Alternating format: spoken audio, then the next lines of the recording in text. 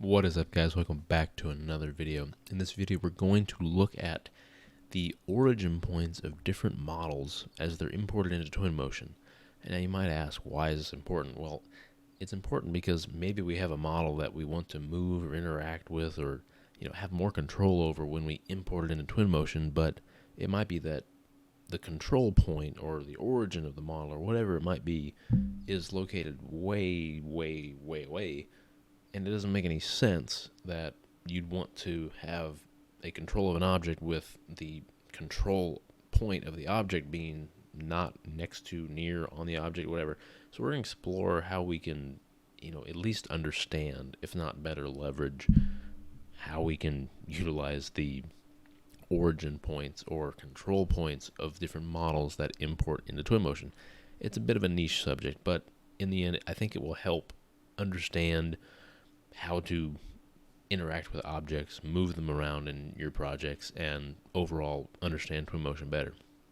I will say, before we get into it, I have submitted to teach a class at Autodesk University that involves bringing Twinmotion to your firm, to your office, having people use it that don't, and not only helping them understand it, but how you can standardize Twinmotion, how you can better bring it to an office setting and have it work better out of the box than what it already does in the form of understanding. So what I'm asking you is, if you wouldn't mind, and you do like my Twinmotion videos, if you would find the link down in the description to my Autodesk University class.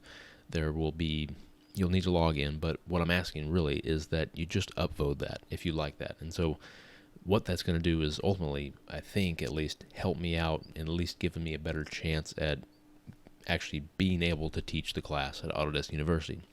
So what does this mean for you? Well, obviously, if you're going to Autodesk University and I'm happy to teach that, you're welcome to come. But besides that, what it would mean for everyone on YouTube is that I would have lots more videos that are more specific to Twinmotion when it comes to adopting that in a firm, in a new setting, for multiple people to use at once. So there's a lot more that would go into it, and it would be more of a process. So I think YouTubers would get a lot more out of it, at least just as much as anyone else attending the class, because ultimately I need to go through everything. I need to make detailed videos, and you're going to see it probably here first on YouTube. So please check the description down below for the link. Log in with your Autodesk University or Autodesk login to Autodesk University and just simply upvote it if you like it. If you like my Twinmotion videos, if they're informative, that will do it. So let's actually get into this video. Please demolish that like button if you do in fact learn something. Always do that. That helps me out too. Okay, looking into it now, I'm in a blank project, and the first thing I want to do is, this is something I noticed too, if I bring this out, I really want to focus on these transforms because it will tell me where things are, like physically in space. So when I click on the starting ground, I don't know why this is. I think it maybe is because you're probably bringing in some floor from a project. I don't know, but just be aware that the z-axis of the starting ground is set to -0.4. And it's in meters. I don't like that, but it is. So let's click that, make sure it's 0. Anyways, that's not a big deal. But what I want to do now is come over to Revit.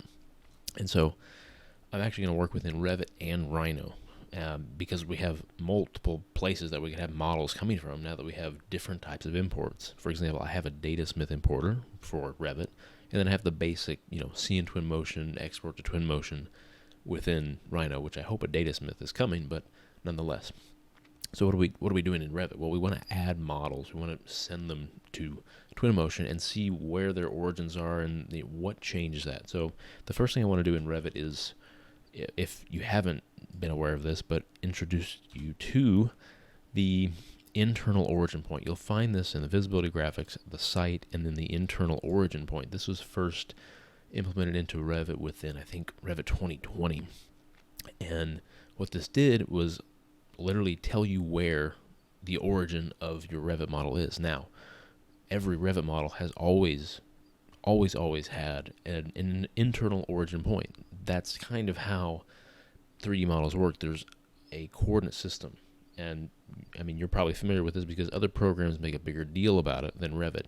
It's a type of thing that exists within Revit, but it's not something that's at the forefront and something that you're controlling, because everything kind of works in units and you can put things really anywhere and it doesn't really matter. Well, it matters when we're trying to export things and getting them into different places or places that we want. So if we look at this, as I zoom in, this point never changes. And I want to show you in 3D too, because it's really important to see this within 3D. Again, we're in the visibility graphics, go to site, and then internal origin. We press that on and we can see there it is. Now I'm going to go to just an axometric view. We can really get an idea here. So what are we looking at? We're looking at the X, the Y, and the Z axis. That tells you everything that you need to know. Okay, so what does that have to do with importing into Twinmotion? Well, let me show you. This is where things get kind of interesting. So I'm going to come in here and we can just plop this desk down. We'll just plop it there. And I have the DataSmith importer, so I want to make sure I come over here to import direct link. It's an unnamed Revit file, which please name your Revit files, but I'm going to keep the hierarchy, click OK, cool. Now I'm going to go back to Revit, to my DataSmith, and then synchronize. Of course, I must be within a 3D view. Let's synchronize this one. So this is what I want you to pay attention to whenever I'm bringing this in. We've got our X, Y, and Z axis, our internal point. This is literally where, in comparison to this origin point, this desk is. So like you can literally see where it is. Cool, okay, all right. So let's come back to Twinmotion. I have now brought this desk in. So let's go to the desk, and there it is. So we can see if I click on the desk, I have the internal origin point, not the internal origin point, but the control point or origin point of the desk itself, which happens to be this corner. And now you might think this is, this is good, this is bad. I don't know. I personally like it in the middle on the ground, but this is how that was modeled, and we'll get into that a little bit later. So how do we know where this is? Well, let's look at the position. Now, I've noticed some differences between when I use the DataSmith importer versus the regular Twinmotion importer, and I'll highlight that in a different video because that's really important too. If I look at the X and the Y, obviously this is telling me that my X and my Y are not exactly positive values, but when I look at Revit and I think I'm looking at my X and Y positive values, they should both be positive values. Now maybe I'm wrong in that everything is actually oriented 90 degrees a different way. I don't know, but nonetheless we could see the difference here. And so something else I've discovered is the internal origin point of Twinmotion and Revit are the exact same. So that's something to be aware of too. So whenever I click on this starting ground, I'm going to get literally the internal origin, or like 0, 0, 0 of Twinmotion, which is something to be aware of also. And you might see that this looks somewhat correct. So, and this is the most helpful part that I found, is that when I look at this here, this is obviously correct, because you can see the point here, you can see the desk there, and when I come back to Revit, I'm looking at literally the exact same thing. And so this is really helpful. And I'm acting like this is like the biggest thing in the world, the most amazing thing, the biggest discovery yet in Twinmotion, and yet this is not. This is something that should happen on its own. This is something that does happen on its own, of course, but I'm bringing this to your attention so you have an understanding of kind of where things are, what's going on, because there's more to it than just, I'll just press send to Twinmotion, it'll go. Like it will go, but I want to make sure that things are where they actually are. And this begins to matter a little more when we introduce another program. Now I have a model here that I'm just going to get rid of, but the main thing of what I want to do here is actually go to a top view. And so we've got a top view, and here we can see that we've got our X and our Y, and of course Z is coming at us. So I'm just going to model something, in this other quadrant, the other side, because I know where my desk is. So let's go over here to pick a model. It does not matter at all. This looks good. Of course, I want to pick a point, have it 5 meters high, 5 feet high, whatever. That's great. Just looks good. So going back to top view, I can see it right there. We'll put this on render mode so we can see there it is. And so my guess, or at least my hope, is that whenever I send this to Twinmotion, if we're looking at a top view in Twinmotion, that comparing to the origin point, we literally have a very distinct origin point within Rhino, because lots of, I mean, you can literally control things via, you know, XYZ points. It's modeling, it's world coordinate system, it's kind of how it works. And so this is all based on that. And so my hope, again, is that this point, 0, 0, 0 in Rhino, is also 0, 0, 0 within Twinmotion. And if that's the case, then I can literally guarantee that this object won't overlap the desk. It will actually be in the exact same place compared to the desk, because the desk is somewhere over here in the XYZ coordinate system. So here we go. Let's go ahead and synchronize. Of course, I need to make a new project here. I don't want to save that. We'll go ahead and bring this in. I'm going to fix my Z-axis. And then, of course, come back and re-import my Twinmotion file. And look at that. Look at that. So what is this telling me? Well, so what we're seeing is that this is not right. And this is also why I wanted to bring this to your attention. Because, you know, if we click on the starting ground, we could see, you know, this is where we would expect to see, you know, our X, our Y, and then our Z coming at us. This seems wrong. And so to make things a little clearer, I am going to go to a top view, even though it will look really terrible. So we're at a top view, and we can see there's our X, Y, and then our Z coming at us.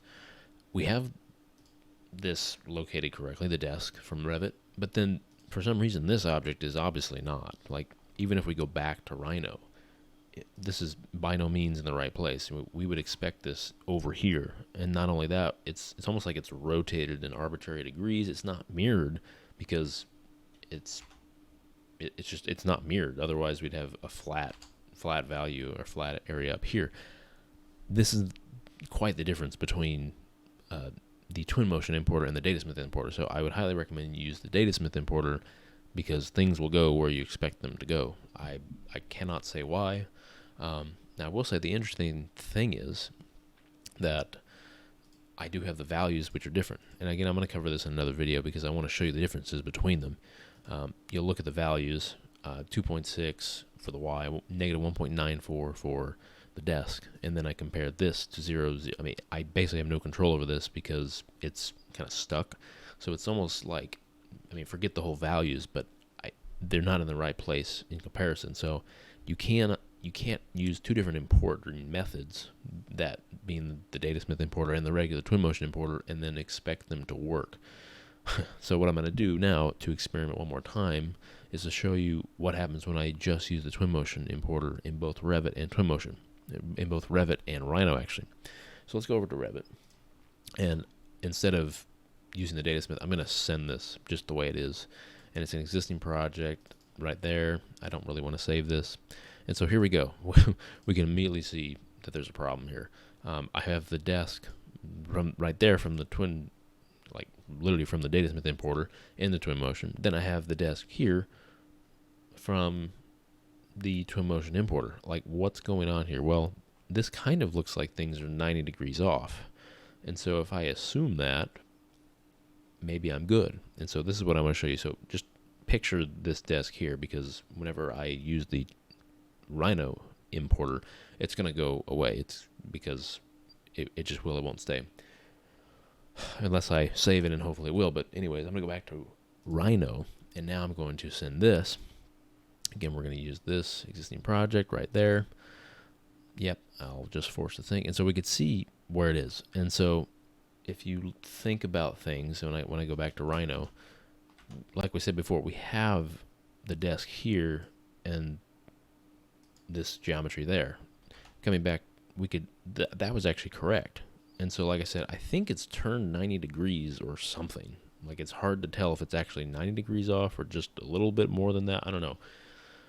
I think that doesn't make any sense to me. But when it comes to the point of this actual object, we could see that, you know, using the Twinmotion importer, it is only referencing that particular model point. If I can go back to regular view, so we're not losing our minds here.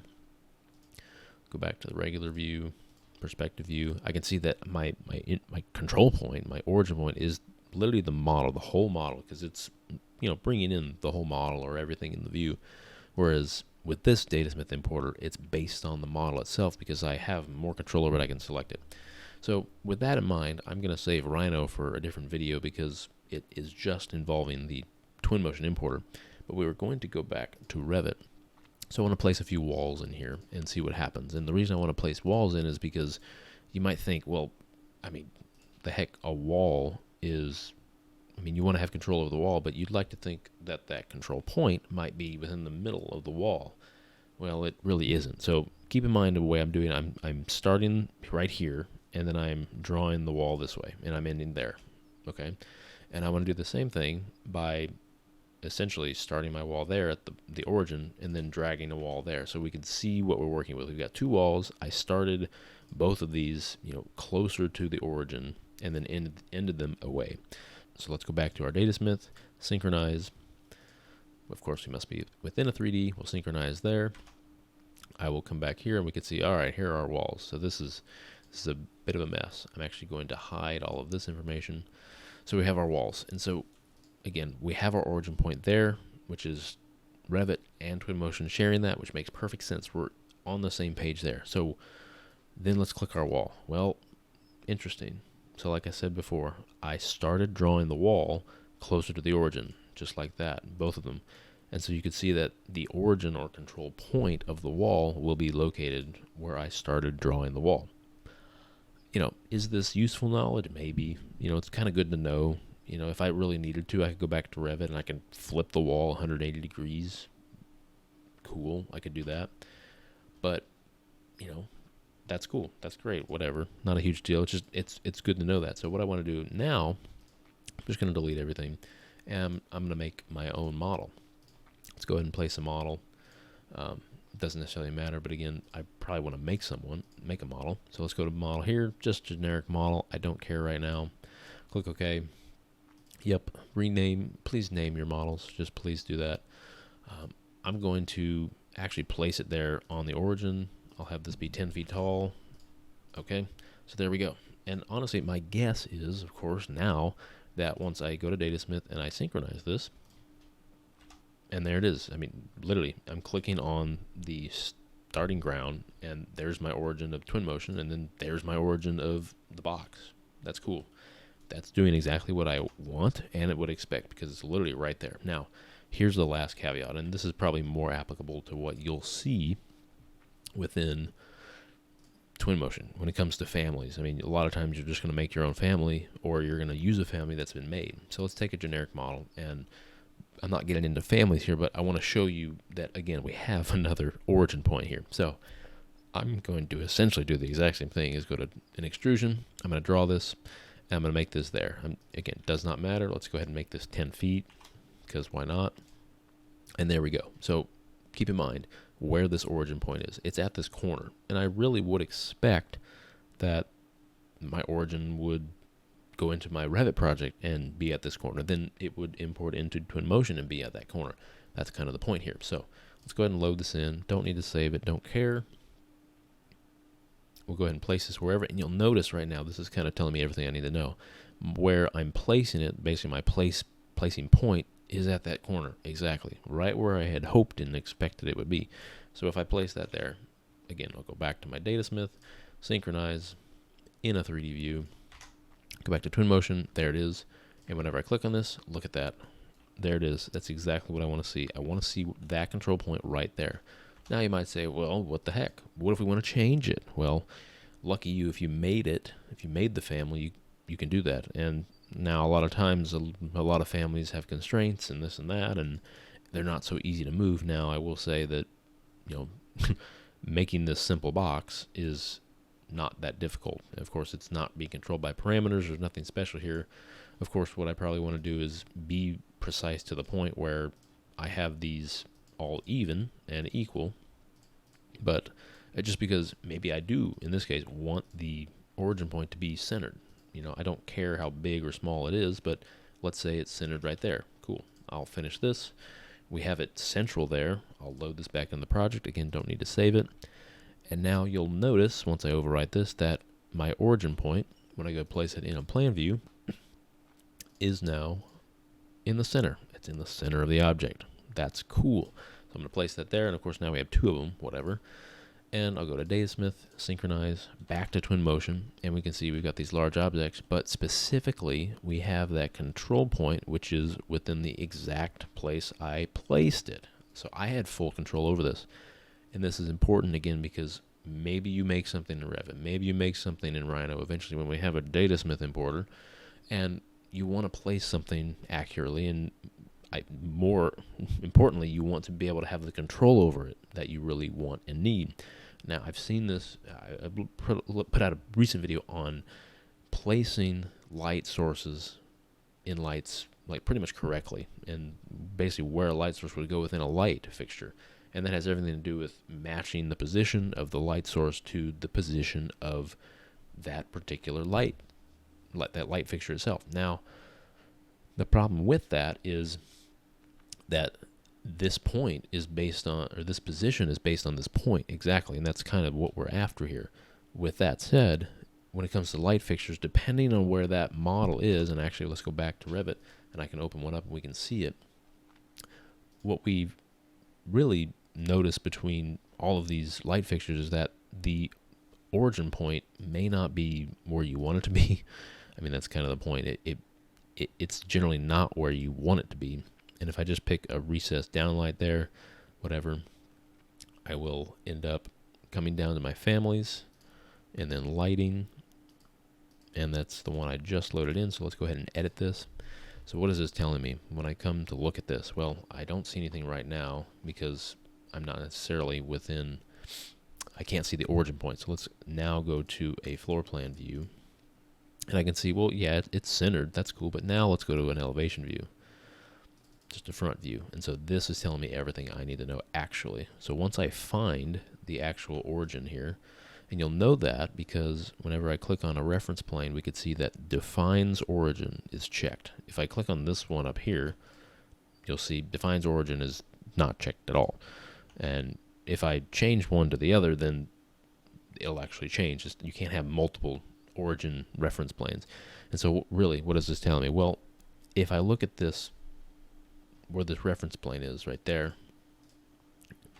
this one right there, I can see that, yep, that's defining the origin. So when it comes to the z-axis, that's where that positional point is going to end up in Twinmotion. Okay, like, whoa, what a mess this is. So in theory, if I match that position of the light source to this light, that will end up, the light source will actually end up here as opposed to there, where I guess you might say that it's designed to come from in this light. I mean, yeah. And so I'm not saying to model everything yourself. While that would help, you can have full control over it. I'm basically bringing all of this information to you so that you're aware of where all of these control points are, and if you're lucky, and if you made it, especially how you can control it, because we want to have control over this if possible. So really, what I want to do now is, again, I don't need to load this into my project, but I'm just going to go ahead and place a ceiling so we can see this in my project. Once I place a ceiling, I'll just place that basic light. Let's put a ceiling here, sketch a ceiling, put that there, cool, and then the light fixture right there, cool. All right, so at this point, I'm going to actually sync and go back to Twinmotion. And with that, I can see that there's my can light with my ceiling, everything I need. And so let's click on the light itself and see literally where that point is. Okay, so this is the really confusing part when it comes to lights because it's on the ground, and that's because it's associated to that particular level, in this case, level 1. There's no real way around this, which is unfortunate. And so what ends up happening is that when I place my light source and I match these dimensions, my light source ends up on the ground. We have to end up doing some math as to how high it should go and all that, so it's kind of a mess. So this is kind of the unfortunate part about lights, and I wish that all of these elements were different. I mean, I wish this element were, like when it went through Twinmotion, it was treated just as the light source, not like its association to the level, but again, I understand it's pulling all that information from Revit. So there's not a ton that we can do.